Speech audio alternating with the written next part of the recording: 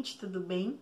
Hoje eu vou contar pra vocês essa história aqui, ó, Morte na Rua Hickory. Não é um dos meus livros favoritos dela, ela inclusive faz alguns comentários bem preconceituosos aqui, para não dizer xenófobos.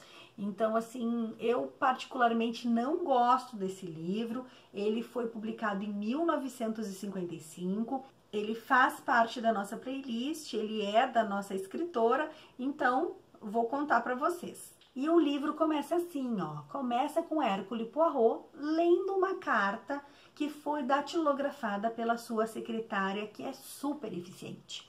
Só que numa única carta ela já teve 3 erros de ortografia. E ele fica impressionado com aquilo, ele pensa, não, alguma coisa está acontecendo. Porque essa mulher competente, que sabe tudo, que não erra nada, como foi errar assim? E aí ele pergunta o que está acontecendo. E aí ela diz, ai, já sei, é a minha irmã. E aí ela começa a contar todo o problema da irmã. A irmã ficou viúva, morava na Singapura, veio para a Inglaterra, sem recursos, sem saber o que fazer da sua vida. E ela encontra uma pensão de jovens, ela é convidada a gerenciar, administrar essa pensão. E em troca do salário, ela ainda vai ter um quarto com uma saleta e ainda vai poder fazer todas as refeições no local. E aí o Hercule Poirot diz, não, eu quero ajudá-la, então convide por favor a sua irmã para vir aqui em casa, peça para que ela venha me contar o que está acontecendo, que talvez de alguma forma eu possa ajudar a resolver esse mistério. Things have been disappearing, odd things and in a most unusual way. She's worried, Mr. Poirot, and I suppose that's what's worrying me. I see.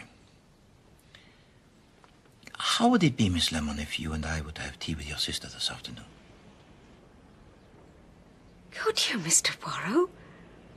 Would you? Stethoscope, cigarette lighter, box of boracic powder, electric light bulbs. Sumiu um pé de um par de sapato feminino de festa, um bracelete que era uma bijuteria, um anel de diamante que de fato era um objeto caríssimo e ele some, mas ele vai reaparecer num prato de sopa. Um pó compacto, um batom, um estetoscópio, um brinco de bijuteria, um isqueiro, uma calça velha de flanela, uma lâmpada elétrica, uma caixa de bombom, um cachecol de seda que é encontrado todo picotado, uma mochila que também é encontrada toda picotada, ácido bórico, sais de banho e um livro de culinária. Esses são os objetos que desapareceram e Hercule Poirot diz que interessante, me lembrou aquele jogo, fui para Paris e comprei, daí uma pessoa diz, brinco. Aí o próximo tem que repetir, fui a Paris e comprei brinco e sapato. E aí continua, fui a Paris, comprei brinco, sapato e lenço. E aí vai passando toda a rodada, a pessoa que não lembrar mais a sequência dos objetos é desclassificado da brincadeira.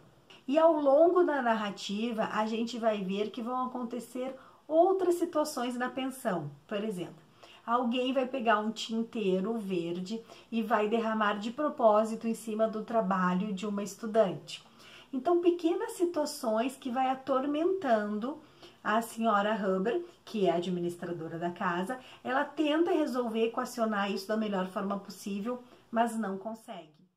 Morte na Rua Hickory foi levado aos cinemas 40 anos após a sua publicação. Então, em 1995, o filme estreia nas telas de cinema. E ele é com aquele ator maravilhoso que é a própria caracterização do Hercule Poirot, baixinho. E o filme eu acho muito melhor do que o livro. Vou explicar por quê. Aqui no livro, a Agatha faz alusão a um versinho, né? A um versinho do TikTok, do relógio, que o ratinho sai. Então, ela fala Hickory Dickory Dock, que é o nome que foi levado às telas de cinema, né? Hickory Dickory Dock, the mouse went up the clock struck 1, the mouse went down. Hickory Dickory Dock, tick E todo filme aparece um ratinho na história, né? E esse ratinho, ele faz referência ao personagem malvado da narrativa, né? Aquele que é sorrateiro, que se faz passar por amigo, que tá morando na pensão, mas que na verdade ele rouba, ele faz tráfico, contrabando de joias e de drogas. E o filme, ele vai trazer elementos que aqui só vão ser apresentados no final da história. Então, pelo filme, a gente consegue ter uma visão e já vai compreendendo o que está acontecendo. Porque durante o filme vai mostrando exatamente o Hercule Poirot investigando e a Célia que bebe o café com morfina, alguém entrando no quarto, alguém rasgando a mochila e tirando os diamantes lá de dentro, que o Sir Arthur está doente, está no hospital, e que uma das estudantes, a Patrícia, ela conhece, sabe da importância desse homem na vida de um dos personagens. O espectador, ele vai assistindo o filme e ele vai entendendo quem é cada personagem, a característica, né, o perfil psicológico, a menina que era apaixonada pelo psicólogo e aí fazia isso para chamar atenção. Então vai dando toda essa explicação onde foi parar o sapato. Então a minha opinião é de que o filme é melhor do que o livro, porque ele consegue apresentar os fatos de uma outra forma, numa outra sequência do que aqui, porque aqui a gente fica meio perdido nessa narrativa, sabe? E vão acontecer algumas mortes desses jovens, né? Então vai morrer uma menina, a Célia, ela vai tomar um café com morfina e ela vai vir a falecer. Vai morrer a Nick, que vai ser envenenada, vai morrer a Patty. Então tu fica triste, porque aqueles jovens que tu tá acompanhando o seu dia a dia na pensão, eles vão sendo eliminados. E a gente quer saber quem está por trás dessas mortes, o que está acontecendo e como a gente vai conseguir costurar esses objetos com as mortes e o assassino. Qual o motivo disso tudo? Certa noite, a polícia bate na pensão. Quando ele vê o policial, ele se apavora, ele acha que vieram atrás dele, então ele solta lâmpadas para poder ficar assim o quarto na penumbra, para que o policial não identifique-o. E ele pega a mochila, ele tem que cortar o fundo daquela mochila para poder retirar as drogas dali. Ele já tinha estragado a mochila e agora ele tinha então que disfarçar para que as pessoas não percebessem, dando a entender que alguém tinha provocado isso de propósito no quarto dele, com os objetos dele. Então assim ele faz. E aí vem toda aquela lorota ali que a gente não vai entender, vai descobrir só lá no final, né? Até que alguns personagens começam a morrer. E alguns personagens começam a morrer por quê? Ou porque conhece o nome verdadeiro dele e a sua identidade, ou porque desconfiam de que tem alguma droga, que tem alguma questão envolvida ali, veem que ele não é uma pessoa do bem, então ele vai eliminando essas pessoas. Inclusive, ele mata uma das personagens que ele adora, que ele tem um carinho enorme por ela.